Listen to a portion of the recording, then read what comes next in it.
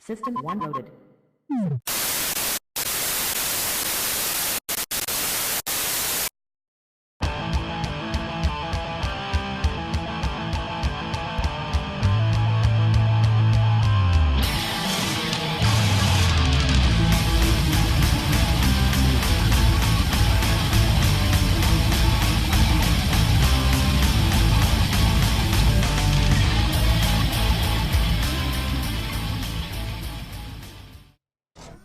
Hello to all you amazing GEEKisH followers out there. This is Miss Maiden, and I am back and have returned to give to you another action-packed episode of Miss Maiden Presents.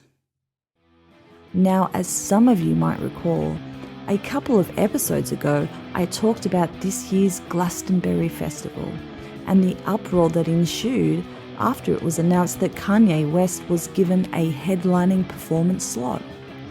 Well, Glastonbury 2015 is now over and the verdict is out. Let's take a glimpse at some of the highlights of one of the world's most famous music events. First up, Lionel Richie reportedly drew the biggest crowd of the whole festival, which saw over 100,000 people grooving along to Dancing on the Ceiling, plus a whole lot more. Other highlights included the fabulous Patti Smith inviting the Dalai Lama on stage, the Libertines who made a surprise performance much to festival goers' delight, whilst Pharrell Williams did a great job of making people oh so happy.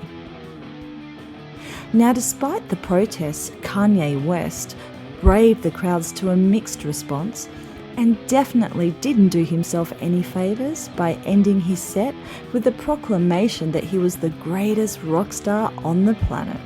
Now, this was only a tiny look into what actually went on at Glastonbury 2015, but by all accounts, it was one of the greatest years yet and definitely a must-add event to your bucket list for next year. Next, you have to love it when an Aussie artist starts ripping it up on the global music scene, which is exactly what Melbourne singer-songwriter Courtney Barnett is currently doing. Now, if you have heard Courtney's work, you would probably agree that Courtney is definitely a one-of-a-kind talent that doesn't come around very often. Barnett's unique quirkiness and genius play on words hasn't gone unnoticed. 2015 has been an exceptional year for Barnett, with the release of her debut album, Sometimes I Sit and Think, and Sometimes I Just Sit, which has been met with widespread acclaim, along with her song Pedestrian at Best, earning her the Best Song of the Year so far by Rolling Stone. Without a doubt, Courtney is definitely an artist we'll be hearing much more from in the future. Moving on, it has become horribly apparent that Donald Trump has been in the news of late for more than just his presidential campaign. The loudmouth business magnate has caused outrage across the world with his racist rants against Mexican immigrants. Now, his comments aren't worth mentioning here, but I can tell you that his actions have caused a huge corporate and social backlash against Trump that in my eyes is well deserved, and certainly didn't help his presidential campaign. Even Neil Young had a go, stating that Trump had no right to use Neil's song Rocking in the Free World in his presidential candidacy announcement. Now, there have been many suggestions regarding songs Trump could have used instead, some of which include Carly Simon's You're So Vain, Dead Kennedys' Kill the Poor, Creep by Radiohead, Megalomaniac by Incubus, and one of my personal favourites, Hit the Road Jack, which is exactly what many are hoping that Donald will do sometime very soon. Now, on some sad news, the music world has lost another great, with the recent passing of Yes bassist Chris Squire. Squire was a co-founder of the band and was the only member to feature on every studio album. Chris lost his battle against leukemia just 1 month after announcing that he was suffering from the disease. There is no doubt that Chris was a strong foundation of the band, who will be sorely missed by all who knew him and by everyone who was touched by the amazing music he helped to create.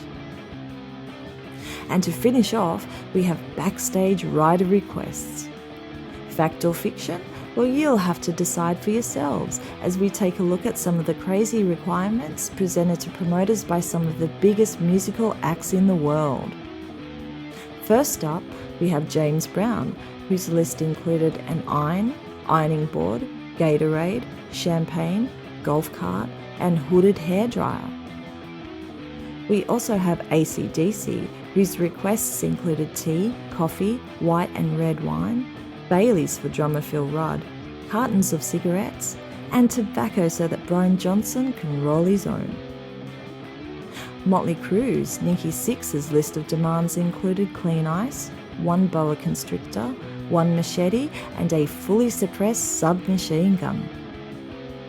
9 Inch Nails' Trent Reznor apparently requested 2 boxes of cornstarch, which, if reports are true, were to help with the removal of his sweaty leather pants.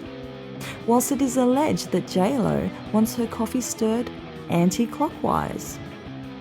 And to end it off, we have Iggy Pop, who reportedly asked for 7 dwarves, pizzas to give to the poor, and pre-chopped broccoli to make it easier to throw away.